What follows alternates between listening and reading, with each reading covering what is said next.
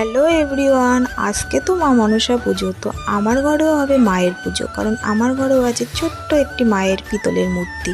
আর সেই জন্যই আমার সকাল সকাল শুরু হয়ে গেল মায়ের গোছগাছ দিয়ে। আর আমি ঘুম থেকে উঠে সমস্ত কিছু রেডি করে নিয়েছিলাম মায়ের পুজোর জন্য। আর রীতিমধ্যে ঠাকুরমশাই চলে এসেছিলো।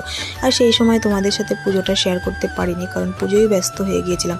আর পুজো শেষ করে আমি বসিয়ে দিয়েছিলাম খিচুড়ি, কারণ পুজো হওয়া পর্যন্ত তো আগুন ধরাতে নেই, সেই কারণে পুজো কমপ্লিট করে খিচুড়ি এবং তরকারি আমি বসিয়ে দিয়েছিলাম। আর খিচুড়ি তরকারি হয়ে গেলে আমি সবাইকে প্রসাদের জন্য রেডি করছিলাম। আর প্রসাদ দেওয়ার পরে আমি বিকেলবেলায় আমার বড়মশাই এসে বললো চলো একটু ঘুরে আসি কোনো জায়গার থেকে। তো কোথায় যাব, তো দেখো দেখতে লাগো কোথায় যাচ্ছি। গিয়েছিলাম আমার বাপের বাড়ির পাশে একটি মা মনসার পুজো আছে ওখানে। আর মায়ের মন্দিরটি দেখো কত সুন্দর, মায়ের মূর্তিটি কত সুন্দর, দেখেই প্রাণ জুড়িয়ে যায়।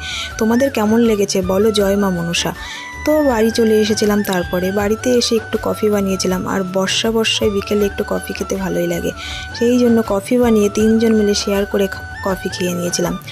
আর আমার ভিডিওটি এইটুকুই ছিল, সারাদিনের এটুকুই আমি করেছিলাম। আর তোমাদের কেমন লাগলো একটু জানিও, আর ভালো লাগলে একটা লাইক এবং কমেন্ট করে দিও। টাটা।